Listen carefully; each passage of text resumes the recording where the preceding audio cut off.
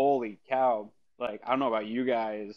I know I'm out here tweeting a lot, but my mentions have just been kind of on fire a little bit. Like, just a lot of unhappiness. I don't know if that's just Twitter, like, amplifying the minority and the anger, but are you guys getting the same vibe right now? Just like, I know it's disappointing the way the season ended, but the anger seems crazy to me. We talked about it this week. Yeah. Sorry, Chris, go on. Oh, I was just gonna say it's been a little wild. I mean, I try to avoid the the Twitter back and forth because I feel like it gets extra toxic here. But yeah, it seems like everybody's kind of in a pretty negative spot and not maybe necessarily reacting in the most calm and rational way possible into Bill's news as it comes out. Yeah, and it's hard to have any kind of like real nuance in this. Like I love Twitter. It's fantastic for news, it's fantastic for sharing, but it is hard to have like discourse, right? Because I know that I'm viewed as like a homer and I only look at things through my rose-colored glasses and etc. Oh, Chad Hall news coming up. But yeah, anyways, we have to have real conversations. We'll get back to that. So Chad Hall, everybody's saying, what's going on there? I'm not actually on Twitter. Has anyone seen what I happened? think the Jags just poached him. Poached him for what? He's Offensive coordinator? no wide receivers coach. It's lateral move. That's an Interesting. interesting one because lateral means the Bills had to okay that, right? Contract was coming up in Buffalo. Yeah, Tom Pelissero. Jaguars are hiring Chad Hall as a wide receivers coach per source. Hall, the former NFL wide receiver, had a brief stint at camp with Jacksonville in 2014, and then he spent the last 6 years with the Bills. His contract was up. Okay. I mean, how do you guys feel about that? He's a guy that I remember. Was it you that was saying on the Cover One Buffalo podcast? Someone that were maybe not necessarily meeting expectations. As far as like how the receiver room has developed here in Buffalo over the past couple of years. Or am I No, making you that are. up? No, I think what I was saying is like, how do we know how good of a job he's done, right? Because the receiver room is tight for sure, and that's part of his job is to keep a tight room. But he's had veterans, like real good professional veterans in that room. John Brown, Cole Beasley, like that's where everything changed for this offense and for Josh Allen for the receiver room. And then they get Stephon Diggs, who I don't know who's responsible for Stephon Diggs being what a good teammate he has been. So maybe he can have some say in that, but I haven't seen him necessarily develop anybody to expectations, right? Gabe Davis, that's a big conversation right now in Bills Mafia is the lack of development of Gabe Davis into a true number two. I think he's a better number two than people think. So I'm having a tough time sort of judging Chad Hall as a positional coach, right? Because I think Gabe Davis isn't that bad. The drops are bad, but so has he developed a player? I don't know. What do you guys think on that? I'm torn on this just because you're talking when you look at the Bills receiver room, at least during their successful years, it's been composed of a lot of veterans that have already played in the league, have already had kind of experience and development in different regimes. So when you're talking about Diggs, Cole Beasley, John Brown, Emmanuel Sanders, like these guys have already had their share of time in different teams, different organizations. So if I look at the rookies and I look at Gabe Davis, or even if you want to talk about Dawson Knox's development, although obviously tight end, but I wonder if there's any involvement. I don't know, man. I think we're going to see a lot of discourse on here, more for the emotional side because Chad Hall was so beloved by the players. But as a coach, I don't know. I'm not sure if I'm going to be too heartbroken about this. I think it's just one of those positional moves that you know the guy, you've seen the guy there for years, and it's definitely going to be an adjustment to see someone new come in and have to build that chemistry up with the young receivers and potential new drafts. But I don't know if you're going to talk about Chad Hall being a devastating blow to this Bills team in the next year. And when you see a guy make a lateral move like this too, it kind of raises the question of, was it just time, right? Like, did it feel like on both sides maybe that it had kind of run its course and maybe he'd be better off somewhere else and maybe the Bills would be better off bringing someone else in? You know what I mean? Like, if you're making a move that gets you a better position, right? A better coaching position, then that sort of makes sense on the surface. But when it's a lateral move like this, unless it's, like a significantly better contract, which I can't speak to that, but it raises that question of like, was it kind of a mutual thing? I also wonder if it's going to pose like maybe there's the path for Hall to kind of get more further up in the coaching tree in Jacksonville than in Buffalo, because I know that they obviously have Dorsey in place. Dorsey's entering year 2. Maybe after Dorsey they had other plans, and because Hall's contract was ending, maybe he saw more opportunity in Jacksonville, younger group, maybe a better chance to prove himself and get up in the tree. Yeah, and I would assume that Jacksonville's given him a longer contract, so maybe there was some in that too, that, hey, this guy's coming out of contract in a year anyway, do him a professional courtesy. Maybe he wants a change of scenery too. Like, they're humans as well, even as much as people like their jobs. When there's opportunities that come available in your like an opportunity for that, he could have just gone to McDermott and said, hey, look, I love it here, but I want to go. I think a lot of people are going to speculate that there was something wrong, or that, the Bills weren't happy with him and that's why they let it go. But you never know what a person's reason is. And I do think that the Bills are the type of organization where if a guy came to them and was honest and was just like, hey, there's an opportunity for me here, can I take it? I think they would allow that, for the most part. I don't think they'll just let anyone go, but we're talking about a positional coach here. There's a lot of these guys in the league. Yeah, we were talking about that a little bit last week, I think, and the idea of replacing position coaches. I feel like they're a little bit more replaceable, right, than maybe people want to think. It just seems like they're going to be able to get someone in who's going to be, who's going to do, sure, a relatively decent job, right? Right. And there's I don't think that there's going to be a hole. There's a bunch of other coaches on this roster that maybe there is just an internal move. You've got Kyle Shermer, who his dad had experience in the league. It was he's a defensive quality coach. You have senior offensive assistants. Mike Shula's on this staff. You have Austin Gunn, who is a quality control coach. Like, all these guys will work their way up, and I think that's what the Bills organization wants. So maybe that was a part in play of this too, is they have guys in their system that they trust, and they said, hey, you know what, maybe you want a different experience or something like that. That's fair. You go ahead and do that. We already have the guys internally. So I don't know, I think Chad Hall has a name that's recognizable because we've seen the videos on the Bills website of, how much the players like him. A couple years ago, we saw the players show up to his house with a new truck. Cole Beasley brought a truck to him, and all the players, and they love him, and that matters. But to your point, Chris, I think positional coaches, it rotates like the bottom of NFL rosters every year. I see Dave Tilton this year. Obviously, want to get you in on this too. What do you think about this move?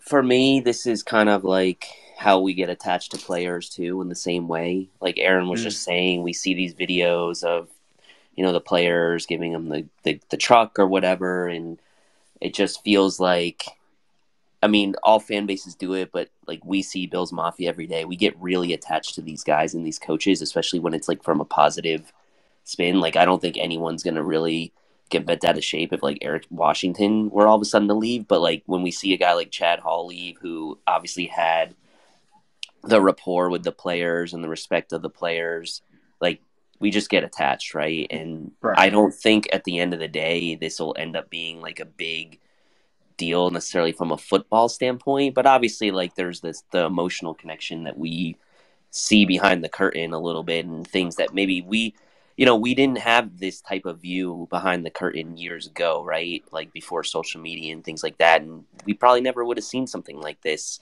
and gotten as attached as we would have now that we can see these like individual personal things happening. So at the end of the day, I'm not going to like overreact or get too worried about a position coach leaving. I think that the Bills are in a position organizationally where they will have their choice of pretty good candidates to fill, even at the position coach level, given the state of the organization and like the offense they have and the receiving room they have. So who wouldn't want to co-coach? Exactly. Diggs, right? Exactly. So like, in the drought era, yeah, you might have been like, oh, well, we had a good guy and he's gone, and now it's going to be really hard to even get a guy that's the same level. But like, I don't think that's going to be the case now. So Tilt, why? Yeah, plus you got Josh Allen thrown Right. to your guys. Right. So. Although I think we might have to talk about that later a little bit more.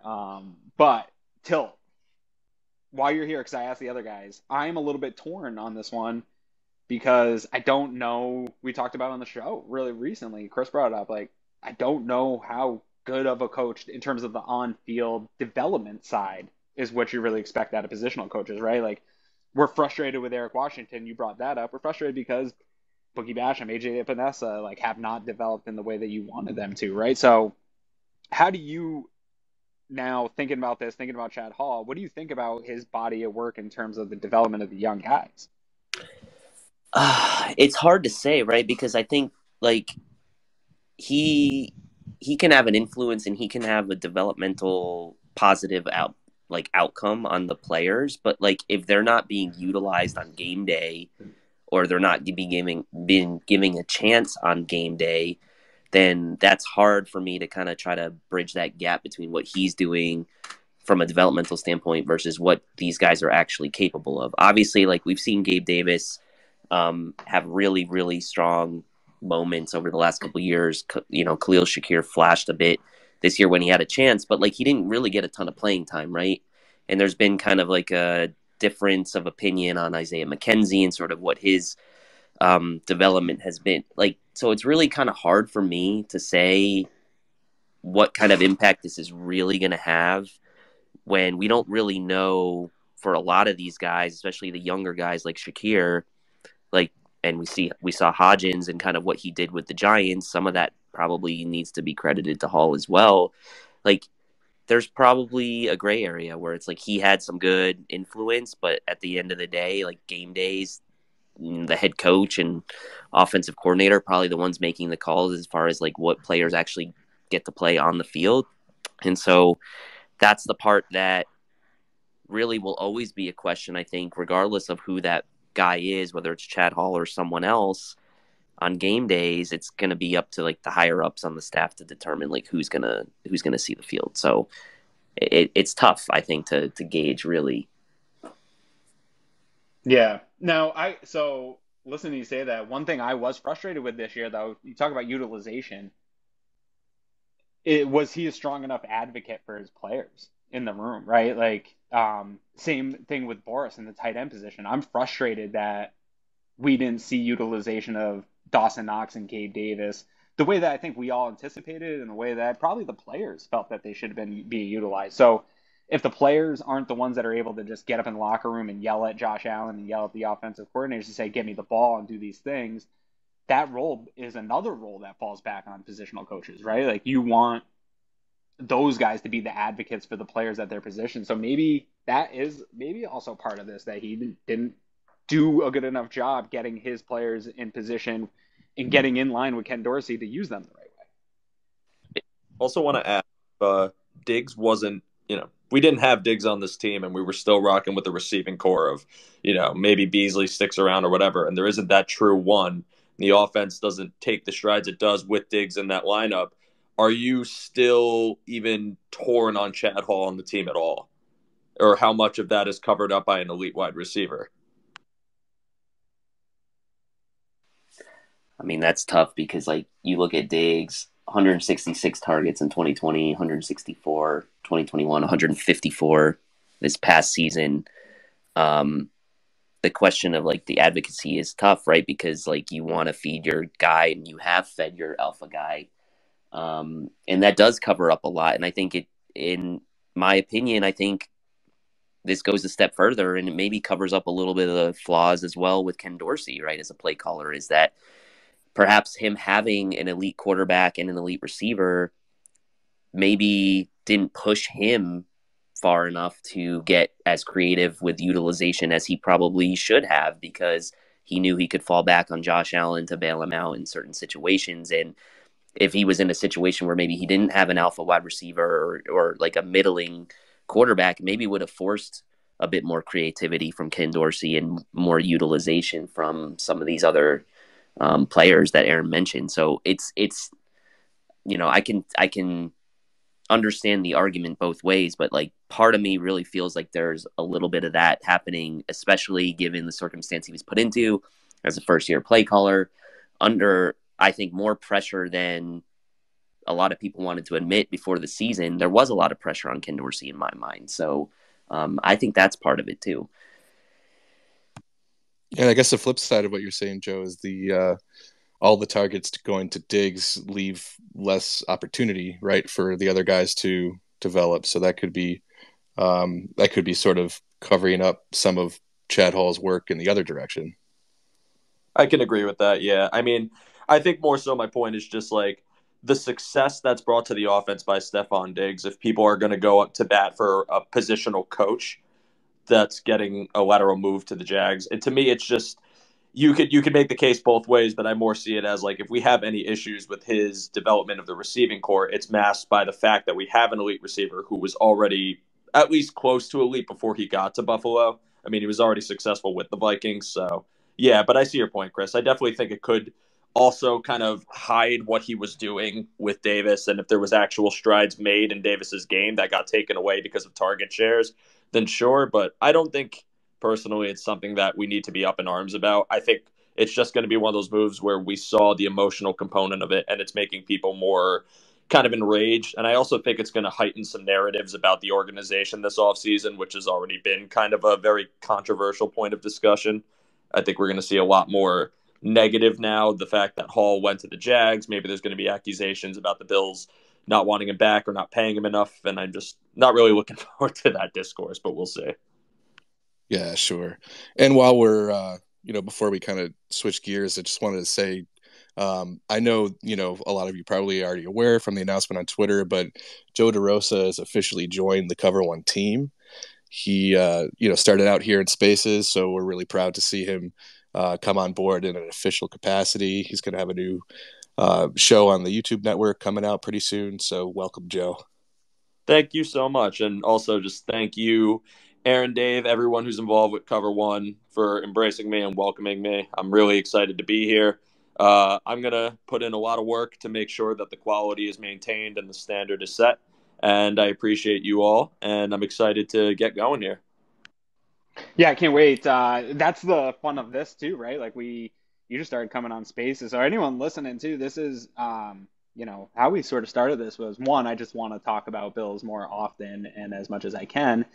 And then two, it was we have a lot of guys in our Cover One network that one, either they don't have shows or they don't have time to do a show because it does take more time than people think. And we wanted to give a platform for people to get reps in and talk about the Bills and do those things. And also it's a sort of a bit of a recruiting ground. So we know a lot of people out there have the idea in their mind. They've heard idiots like me get on and talk and that people listen to that and they're like, shoot, I could do that. We're always looking to recruit and add to our team because we do want to provide the best possible content to our Slack members, to our premium members, and just to Bills fans as a whole. So if you ever really thought about it and you kind of want to get into the content game, this is a great spot to come in and chat with us and talk about it. All right, do we need to spend a whole lot more time here talking about Chad Hall? I mean, I know it's the news of the day now, but I feel like we've already pretty much covered the bases. I feel like we have, yeah. Can we talk about Gabe Davis, though? I think it segues into it nicely. And that is seemingly the biggest conversation right now, at least in my timeline. And I'll go back to what I was saying before the Chad Hall news hit. I'm having a really tough time with interacting right now with the Mafia because I know that I'm deemed a homer and all that stuff, but I do try to be objective. I'm a fan. I'm not going to lie to anybody about that. I'm a fan. I cheer my ass off for the games. I could never be on the beat because you have to pretend to not be a fan. I couldn't do that. I love this team. I'm emotionally invested. I mean, whatever, get at me at that. But I want to have reasonable conversations about this team, right? If we're going to say Gabe Davis sucks or like he's not good enough to do this or we cannot win with a guy like that, I want to find out what those baselines are league-wide, compare him to our peers, and have a reasonable conversation. We could talk about Gabe Davis's flaws. I'll talk about Sean McDermott's flaws, Josh Allen's flaws. Nobody's untouchable, in my opinion, to talk about. But let's have reasonable conversations. This idea like, this guy's got to go. This guy sucks. We need to rip this stuff apart. Like, that's where I just get lost with this fan base. So in the conversation to Gabe Davis, I don't know if anybody saw it. I took all teams' second targeted player for 2022 and put the numbers up against each other to see, and then took averages. What does the average secondary pass catching weapon in the NFL look like? I know the Bills want to be above average, but the response I got from fans when I said, what do you expect from your secondary pass catcher? Everyone was saying T. Higgins and Jalen Waddle, which are 1,000-yarders. Like, that's the rare side of things. Everybody wants the absolute best at every position, and it's just totally unrealistic. In reality, I think there's a case to be made that Gabe Davis is a top 10 type wide receiver too, especially if he cleans up the drops. Where are you guys at with Gabe Davis? Gabe's polarizing in the way that I think expectations versus results are what people are basing this argument off of, but the results haven't even been bad. And I think that's what's so interesting is Gabe still put up 800 plus yards. He had double-digit touchdowns. His drop rate is really the only thing that people are pointing at as kind of the he sucks. He's not a wide receiver too. But like you said, Aaron, T. Higgins, Jalen Waddle, 1,000-yard receivers. Those are wide receiver ones in an offense that also has another wide receiver one. Those are numbers that are not, I don't want to say realistic because it happens, but it's not the standard, I think, that you should be looking for from a wide receiver two, or not looking for, but not one that is all too common. What Gabe's putting up seems to be more prevalent numbers. And as far as his drop rate, I mean, drop rate is as far as the context goes, right? He's running a lot of deep routes. Deep routes have less success. And as far as the short passes, I mean, we could also blame Allen for inaccurate throws. I know Eric had that whole thread of, Gabe 0 to 9 yards, and you saw some of the throws that were either behind him that he had to compensate for, or come up on, or make a difficult catch for, or maybe they just weren't on the same page. So I think it's really funny just to see some of the arguments about it, because I just think he's been good. I mean, I definitely think there's room for improvement with him, but he's definitely not as bad as people are making it out to be. I mean, Yeah. I mean, look, I was just going to say, at the end of the day, this comes down to what the expectations were before the season and kind of piggybacking off the end of last season, right? We saw that massive playoff game he had. It got expectations potentially out ahead of what they maybe should have been going into this year. And then there was that Bills Embedded video that came out in the summer where they showed his workout routine and they showed everything he was doing. And there was like a lot of hype behind Gabe Davis going into 2023. And I think the expectations might have just been a tad too high. But in reality, the production was at the high end, as Aaron said, for a wide receiver too. And some of the things were magnified probably because there were times where we were frustrated with some of the things the offense was doing, and like look to a guy like Gabe Davis with the drops, and it's like easy to point the finger. But we also have to remember, like, and Greg and Aaron say this all the time, like we need to think about this in the context of like all the peers around the league. And from that standpoint, he's really been above average. And so, yeah, there's things to improve on and things like that. But I think the expectations were probably just maybe a little too high. Yeah, they for sure were. And the conversations, dude, I remember being on the radio with Nate Geary this summer, and not nothing against Nate. I love Nate dearly. But the conversation was like, how much do we pay Gabe Davis, and can we get it done before camp? Because that expectation was that he was just going to skyrocket to a top 30 wide receiver in the NFL. Or top 30 something in the NFL. And my answer then was like, well, let's wait and see, right? Like, I think now will be the year where defenses have an opportunity to really game plan for him. And they have tape on him now from a few years of mixed in experience. And so that's baked into it a little bit. Another thing that's baked into it, and MJ, I do see you in here. We will get to you here. I just want to run over some of this stuff I did. So the average NFL or secondary pass catching weapon, regardless of position, because some teams it's tight end and there was a few that are running back. The average amount of targets for the year is 92. Gabe had 91. Obviously, the receptions are going to be higher because of Gabe's drops. It was 62. Gabe had 48, but the yardage for the average was 719, and it was 836 for Gabe. 4 touchdowns. He had 7. His completion percentage is way lower, right? 52.7 compared to 67. But here's why, I think, and where a lot of it comes from, is the average depth of target for the average secondary pass catching weapon is 9 yards. Gabe Davis is 15.2, right? And so just understanding football, we know when you start to increase air yards, you're going to lose efficiency. You're going to lose that type of completion percentage and that type of efficiency. And sure, some of it's on Gabe. And to Joe's point, Eric pointed out, some of it's on Josh Allen, and there's still a little bit of the lacking accuracy down the field type stuff. And so I think we have to sort of grade Gabe on a curve, because even the next closest average depth of target on this list is Mike Evans at 13.4. And that doesn't sound like a substantial difference, but it really is when you're talking about a game of football that is really slim margins. The difference between 15.2 and 13.4 is pretty substantial here on a list like this. So I think that's where some of the inefficiencies baked in. Yeah, for sure. And to Tilt's point, that divisional game against the Chiefs, that really was it was in the end kind of a negative for Gabe in terms of his standing with the fan base because of all the expectations that came from it. And if you are comparing, the Bengals and the Dolphins receiver groups, I mean, like the Dolphins spent a top 10 pick on Jalen Waddle and then sent a haul to Kansas City to bring in Tyreek Hill. Right. I mean, the Bengals had a wide receiver one in Higgins and then spent a top 10 pick on Jamar Chase. Yeah. I mean, right. Gabe Davis is a 4th round pick. Yep. And he's been, if you're talking about achievement, like over expectation, I mean, he's done really well, right? And in that Bengals game, guys, go back and watch it with a critical eye. Gabe Davis probably should add 150 and multiple touchdowns in that game. And a big part of that was Josh Allen was really bad against the Bengals. Like, there was so much more on the field, and we're just mad because Gabe Davis had a big drop.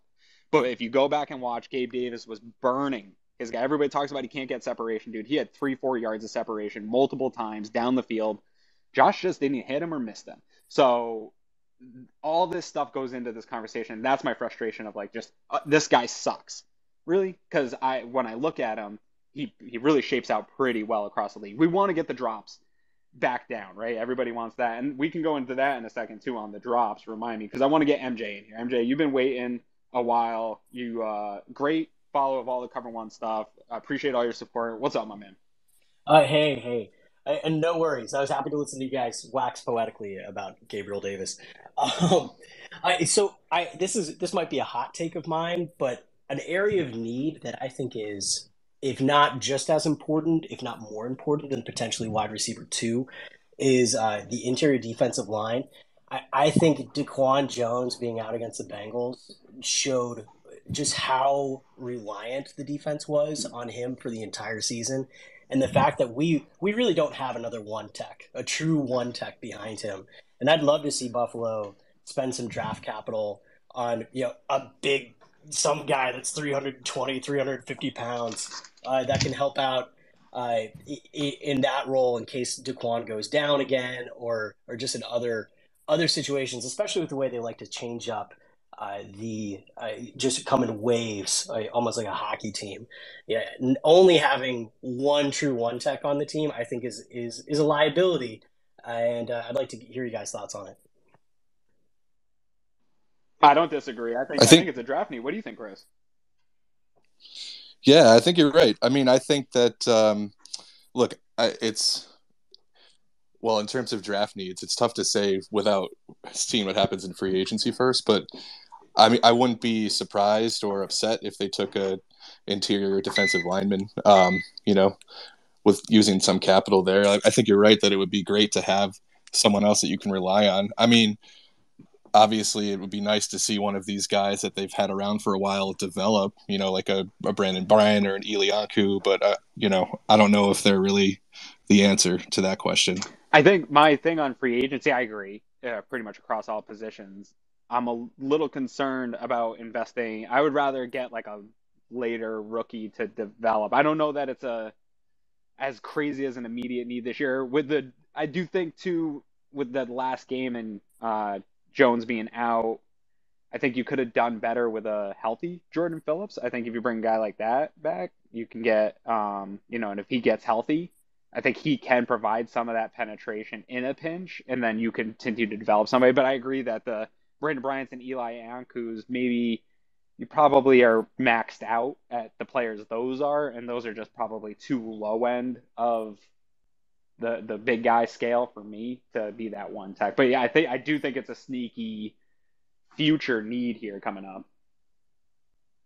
Yeah, I think late round draft picks devoted to interior D-line would never be a bad thing. I think early in the year when they were healthy, the interior D-line, you saw Oliver, Phillips, Settle, and Jones kind of all in their element. There was a lot of flashes where you thought this is really going to be great. This could actually be a very disruptive unit, but I think it kind of fell apart with the injuries and just kind of underwhelming performances from Settle and Oliver throughout the year. How much of that is from injury, I'm not sure. But I think it's a need, especially for the type of defense we run, how we like to run four-man rushes. Having some disruptive young guys in the middle that you might be able to find later on in the draft is never a bad thing. Tilt, is there anybody? I know that you're one of the earlier guys in terms of draft research and stuff. Is there anyone that you like in the draft on the interior D line that you think could be a target potentially? I mean, yes. I just like you were saying, like it's really hard to kind of figure this out before free agency, and like at the end of the day, free agency at this position is likely not going to yield much, I would imagine, just given the investment they made in Tim Settle and Daquan Jones last year. But there are like a few guys, right, that you would look at maybe later in the draft that could be options. Dante Sills is a guy that from West Virginia who kind of fits in that Ed Oliver mold as maybe a guy that if you were to move on from Ed Oliver after this year, it could be a late round developmental 3-tech type of guy. Again, I know we're talking about like the big dudes in the middle, but like he's a guy that I think fits that mold of someone that could fit in if we were to move on from Ed Oliver. I mean, there's a few other guys, but it's just hard to say, right? Between free agency and the draft, there have been guys that I've been kind of pounding the table for the last few years as far as late round picks and drafts, and we just never really have gone that direction. And I would be a little surprised if the Bills spent like early draft capital on an interior defensive lineman, but you can't really ever rule it out, right? Keanu Benton is a guy from Wisconsin that I like as well. He's probably more of like a late day 2, early day 3 pick, but my focus really would be on day 2, day 3 type guys, just You because like of the Cameron Young? Yeah, I do like Cameron Young. I mean, it'll be interesting to see what his actual measurables come in on. I know. Because 310's a little light. And that's the thing, right? He could come in, and it's the same thing for a guy like Dante Sills, right? Like he's measuring right now out of college around like 285. If he comes in and measures like at his pro day or at the combine around 300, that could raise some eyebrows and like, oh, well, if he doesn't, if he tests well athletically with like, let's say some added weight, I could see a guy like that then becoming of interest to the Bills. And the same thing with Cameron Young. So, I mean, that these measurables, we kind of like tend to dismiss them because it shouldn't be something necessarily like moves guys up or down significantly on draft boards because the tape really is king. But we've seen Brandon Beane make some interesting selections on the defensive line in the draft and kind of like playing with guys' weights. So that's another thing to think about too. I'd love for them to stop doing that, to be honest. I'm with you. I mean, can you imagine I don't getting think hired that for a job and them asking you to lose 40 pounds? No. I think that it's going to be I would be shocked if they spend any high draft capital on the interior D line unless they address like linebacker and safety in free agency. Like that's probably a prerequisite. Yeah. In terms of free agency here, guy that's been on my free agent wish list a couple times, Linval Joseph, aging out a little bit, 34, but maybe that's hey, you can get a real cheap vet minimum deal to come be a rotational guy just in case somebody gets hurt, but real strong interior guy. Fletcher Cox probably is not in play. Mike Pennell, Jonathan Hankins. Let's see here. There's a couple of to Tilt's point about free agency last year with them bringing in Settle and Phillips and I mean it seems unlikely to me that they would make an investment there again, especially with Settle under contract for another year and Oliver still under contract for another year. Yeah, but the point is Settle's not Daquan Jones. one sack. And I do think there's a need for it. I guess it depends on where you're valuing the late round draft guys and where you're valuing your vet minimum free agent guys, because there's not going to be a lot of money to spend. Yeah. And so it's going to be, which small asset can we fill this with? And that's. And we're still talking about a depth guy, right? Because Yes. I mean, Daquan Jones is the presumptive starter there. We have holes. Yeah, and people got to chill. We have starters that are not signed. People got to chill out on that. Agreed. Because this is another conversation like Gabriel Davis, where our own expectations, because of how he was perceived when we got him, he's not Aaron Donald. Okay, so let's get past that and then just say, okay, but he's a good player that wreaks havoc on one of the best defenses in the entire NFL, regardless of how you think they perform in the most clutch situations. Consistently, this defense is one of the superior ones since he's been on it, and he wreaks havoc, especially when the rest of the unit is right. And so, yeah, maybe he's not the player that rises everybody up, and he does need a full plethora of good players around him to really wreak havoc. But he's still a guy that we're not just going to get rid of him, right? I think there's maybe some scenarios where a trade would make sense, but this team is better off with Ed Oliver next year than without him, in my opinion. I think the Bengals game was a big point of narrative surrounding Ed Oliver. When I said before that he underwhelmed at certain points, I think that had more to do with either injuries on the D-line, kind of putting more double teams on him. But not everyone can be Aaron Donald or Chris Jones, where you can just blow up a play all by yourself. And I don't think that's a realistic expectation. Like, if a guy's double teamed, I'm fully expecting that guy to be out of the equation. I'm fully expecting him to have a harder time getting pressure or blowing up runs if he has two people in front of him. And getting through that's just the luxury. I think he's one of those guys that when you have your interior D-line and your D-ends healthy and everyone's working to their function is when he's going to thrive, because he's going to be allowed to be, in situations where it's one-on-one, he can get through, he can break up the run in the backfield, and you're going to be much more pleased with the result. But unfortunately, I think just the injury havoc just skewed a lot of narrative, not even just with him, but like just with a lot of players on defense in general.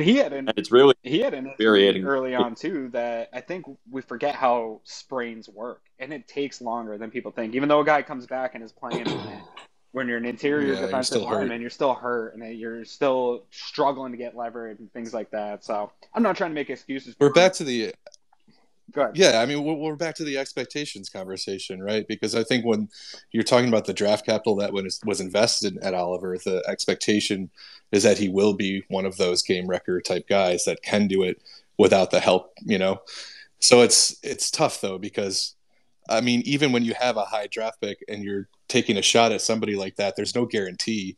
And it's not like he's playing. It's not like his level of play has like bust indication at all. Like, he's been solid.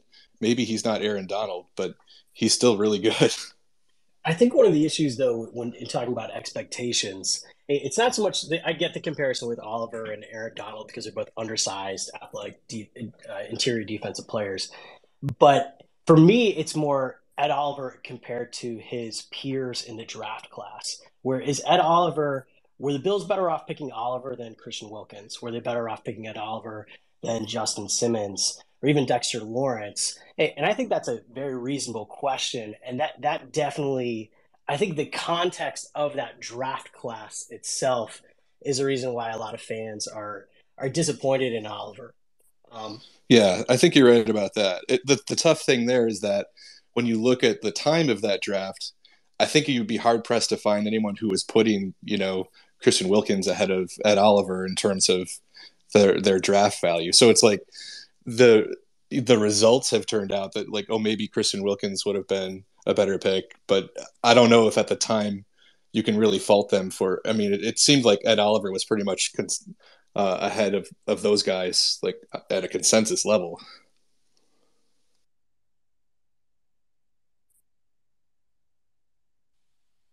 Sorry, we need a cricket's noise. Yeah, no, sorry.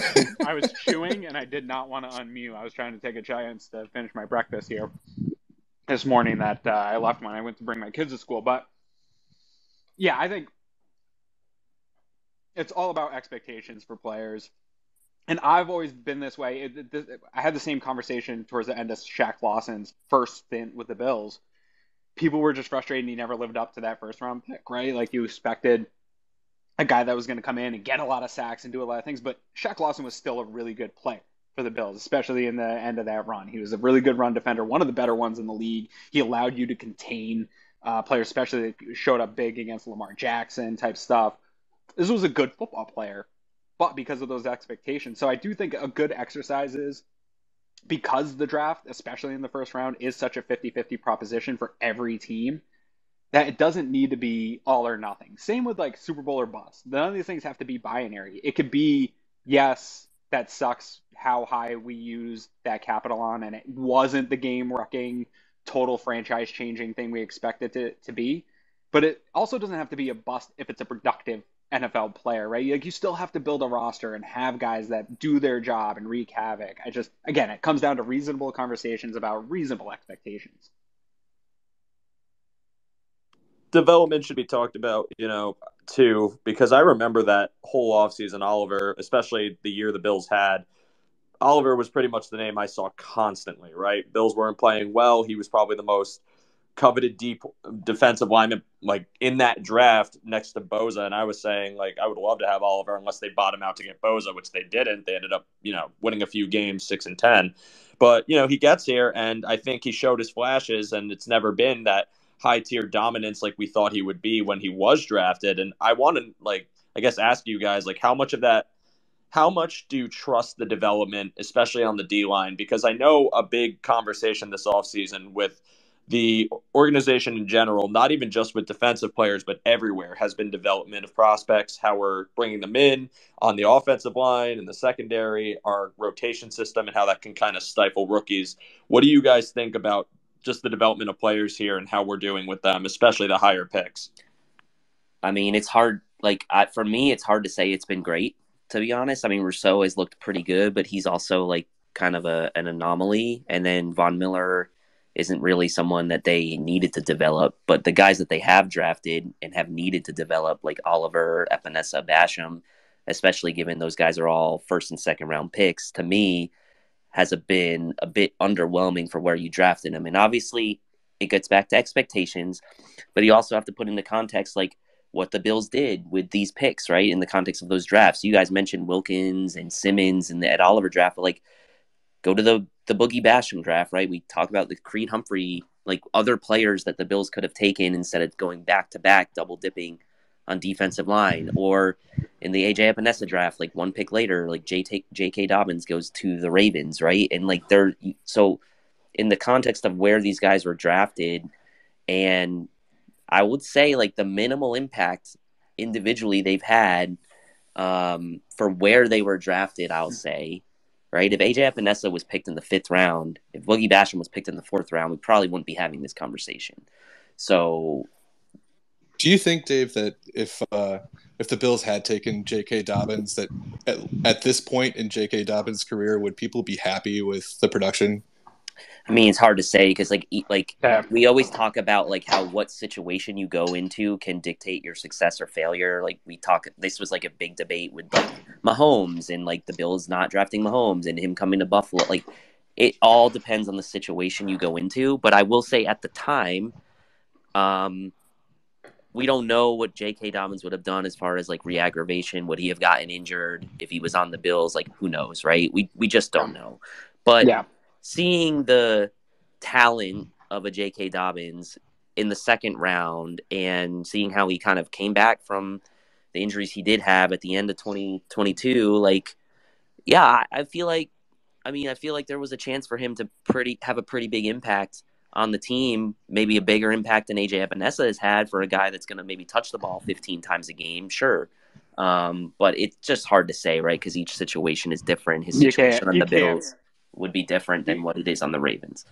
You cannot play the redraft game. It's you will twist yourself up in logical, all kinds of nonsense. To your point, it's almost butterfly effect. Every little change changes everything. You can't assume that you'll swap out production exactly. Josh Allen goes to any of those other teams. If he goes to Cleveland, I don't think Josh Allen is the guy that we're talking about now.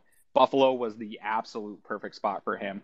The organization was 100% behind him. They put it all in for him. They've done the things that you have to do to get a quarterback to be successful. Not every organization is going to do that. So I think that's a dangerous game.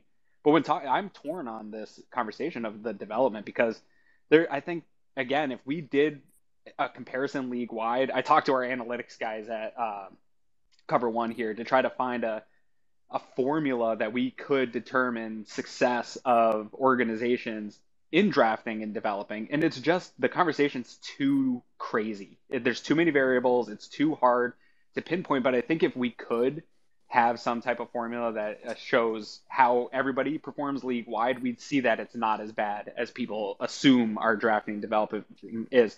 Josh Allen is maybe...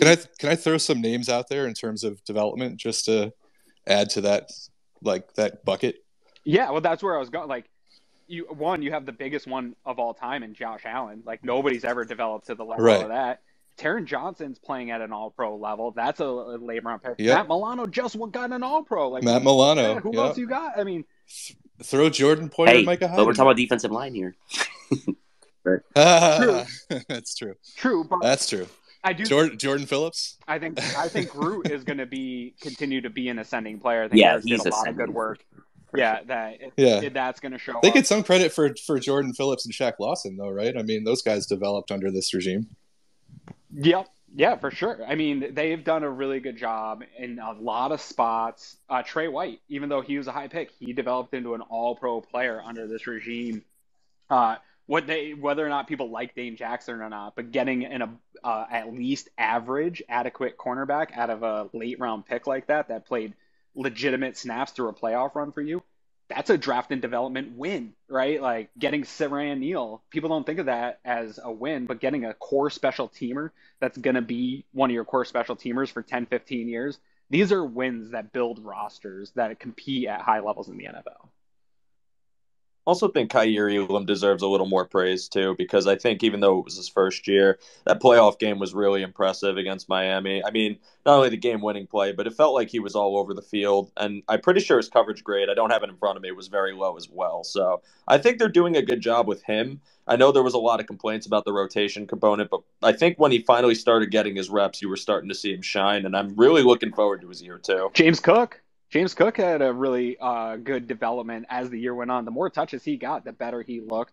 Dawson Knox's development stagnated a little bit this year, but I think that was probably more to do with usage than Dawson Knox. But, I mean, talk about drafting. Gabe Davis, you got to talk about Gabe Davis, too. Sure. I mean, but Knox is one we don't... Based on where he was drafted. We don't give credit enough to the development of Dawson Knox, in my opinion, because that was, outside of Josh Allen, one of the most raw prospects. Because tight end, even if you pick a tight end that played almost his whole career as a tight end, it still is a slow development process to get to the NFL level. College tight ends just don't play the same way professional offenses play the position. And so for him to do it in a 2-year period, and the blocker that he's become doesn't get talked about enough, like, that's a huge, fantastic development story for the Bills. I would say on the Knox front too, like, we have to remember where this team was before Dawson Knox. And this is why I was very pro giving Dawson Knox a contract, like a new contract, because this team was in tight end purgatory. Like, we were in QB purgatory for a long time. It was like, we just couldn't quite get that position right. We had that experiment with Charles Clay that sort of like looked like it was okay early, and then that looked like a bad contract. Like, I'm not disparaging Scott Chandler by any means, but like, really, we've gone through tight end purgatory in the similar way we've gone through QB purgatory during the drought era. And so to finally get a guy like Knox and to see that development, even though at the time we had to decide on whether to give him that contract, was really like one really good year of production, I was all for it, because if he is going to be a guy that could be a top 5, top 10 tight end, that's a differentiator you have as an offense that most teams in the NFL don't have, right? Like, Kansas City has it. You know, and even look at the Raiders, right? Darren Waller took a step back in 2022, and he was like a top 3-5 guy before that. And like, George Kittle's utilization was questioned at times this year as well, right? Like, he disappeared for games. So it's like, for me, I'm all about Dawson Knox. Yeah, Travis Kelce broke the tight end conversation for people. That's the problem. So, and like, even a guy like Zach Ertz, who changed scenery like before he got hurt, like, he's still one of the better tight ends in the league, even though like maybe people forgot about him because he went to Arizona. Like, it's a tough position to get like a top end talent, right? anyone who plays fantasy football knows there's like maybe 10 fantasy football starters, and that's generous, right? Like if you're talking about consistently, there's like 5 or 6 that you'd want on your team. I mean, so if you're talking about like production in the passing game, like that's, obviously you don't want to do everything based on fantasy football, but Dawson Knox, like you said, Aaron, his blocking has developed in a huge way, and that might even be more important at this point. I mean, we do need, I think, more production from him in the offense, but that's probably more of a scheming thing, right? And the usage as opposed to Knox himself. I mean, we saw Knox as one of the best separators on the team, and it's more like you need to get him more targets, right, in the passing game. Yeah. So, like I just said, Travis Kelce broke the tight end conversation, but I'm going to sound like an idiot because I'm going to say I want the Bills to mimic some of what Kansas City does in terms of getting him the ball. I said on the show this week, Chris, you heard, because Greg brought up the need for more of a screen game. And when he said that, my mind immediately went to my offseason priority, which is trying to find a way to make Dawson Knox your secondary or third weapon in this passing game more consistently, because I do think he provides that production. And if Travis Kelce, who is a guy that every single defensive coordinator that plays against the Chiefs is trying to eliminate, they're using all of their defensive resources to get this guy eliminated, and he still puts up Hall of Fame numbers year over year. It's because Andy Reid finds ways to manufacture touches for him. I'm not saying that he's Travis Kelce or he can put up big numbers like that, but he is one of your better weapons and more productive weapons, and he's proven it, and you pay him now to be that. You have to manufacture this guy touches. They have to find ways to get guys like him and James Cook, the guys that you're putting investments into, the ball, so that when the offense stagnates like they did against Cincinnati, especially against an aggressive game plan like Cincinnati, like how are you not using their aggressiveness against them with some of your playmakers you can get in space? It blows my freaking mind. Remember when people were talking about the Chiefs losing Tyreek Hill and how it was all of a sudden going to be easier to defend them because you only had to worry about Kelce? Right. Like that worked out real well. If you can find ways to get that guy the ball, you got to be able to do it here in Buffalo. I'm really looking forward to seeing Knox again. This is kind of bringing it to me for like the case for Dorsey, because I know Dorsey's probably been the second most crucified guy on the coaching staff.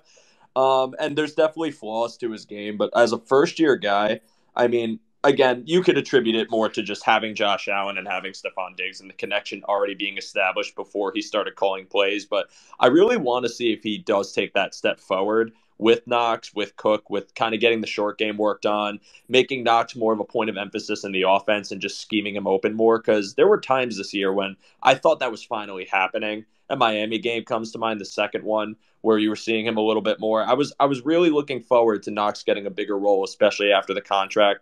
I think he still can, and I think there's still that possibility it will happen. But I really just like, if he can get that component of the offense working, and Knox, who's getting paid like a top 10 tight end, starts playing like one even more so, it's going to be a scary component for the offense that has a lot of versatility that could be realized. Yeah, I agree. I'll leave you guys with this since I do have to hop off here in just a second. But we did see that slowly start to change. I think after that Thanksgiving game against the Lions, I think is where the frustration finally boiled over to the point where like Ken Dorsey had to do something, right? And it was after that point, and I know that was a tough stretch of games for the Bills, was like 3, like, quote, away games in 12 days or something like that. And then we finally saw Knox start getting involved more, like you mentioned in the Miami game. But that, I think, is why a lot of people on the conversation of the changing of coordinators, right, were probably more willing to give Ken Dorsey a pass than Leslie Frazier, given that he was a first-year play caller and now has an entire year of his own play calling to go back and look at on film and make adjustments. And so I'm with you on that. I think like he needed this year, and we'll see. Like a lot of people were trying to run Brian Dable out of the building the first year he was a coordinator here. So Ken Dorsey is people were trying to run Brian Dable out halfway through his last year. Yeah, true. So, very true. So I'll leave you guys with that. Thanks for having me, and have fun the rest of the day. Thanks for coming on. Thanks for joining us, Till. That was great to have you, man. Yeah. See you, man. I am actually also going to have to get running here shortly also anyways. But yeah, to Tilt's point and to Joe's point, I do think, as much as I've been critical of Dorsey, I do think he got better as the year went on. I do think that he was utilizing guys better. And I hope that continues. And I want to see him take some stuff from other teams that are doing successful things with similar type players. But it did get better, for sure. Yeah, and Aaron, when you were talking about Cook before too, that's another component I want to see them work on more. I was really excited because like when you brought him up, I freaking love James Cook. I love his game. I love what he brings to the offense. I think part of the protect Josh Allen movement should also have a little subsection that says protect James Cook, because I think when you shore up that O-line, you're going to see him shine even more. Okay. That's another I want him to work into the offense, and they were checking it down to him a bit more and getting him more involved in the passing game, and I think that's going to be a huge part of the offense in year 2 for Dorsey, where it could even elevate them further, because there's just so much potential already there, like thinking about it, that I'm really excited to see them work with. Yeah, I think that one of the interesting things about James Cook is that we saw him have production even when there weren't huge running lanes. Like, he was able to find those creases. I think it gives them a little bit of flexibility in terms of their targets for upgrading the offensive line. Like, we were talking about some of the free agent O-linemen last week. I think that there's a couple of guys who look pretty good from both a pass blocking and a run blocking standpoint. I really like Ben Powers and Will Hernandez. But there's other guys who are pretty good pass blockers, maybe not such good run blockers. I think maybe you target those guys who you have the flexibility to, because obviously we need pass blocking. I think that's the priority. So if you can't have someone who is solid at both, definitely prioritize pass blocking. Yeah, I agree. Protect Josh Allen's the only thing I care about. And I do think, Joe, you're right. Like, within that, the sawdust that you get out of protecting Josh Allen is probably going to be more efficiency. We're talking a lot about Cook. I love Nyheim Hines. And people are frustrated that he didn't get the production immediately after the trade, but he was utilized in this offense, and whether you know it or not, was a piece of what they were doing there late in the season. The touches just didn't go his way. I do expect them to get more touches to him, especially with Singletary likely on the outs. I really like this running back room heading into the future here, especially in the pass game. And I do think it leads to protect Josh Allen. Quick checkdowns, quick outs, a developing screen game when teams are doing what the Bengals did and bringing a lot of pressure, offsetting that aggression with screens and easy layups. That's what the offense needs, man. And that's what you get out of guys like that. So I love it. All right, guys, though, I got to run here. I got to go pick up my kid. It is the 100th day of school at pre-K today. So I'm sure they had a blast.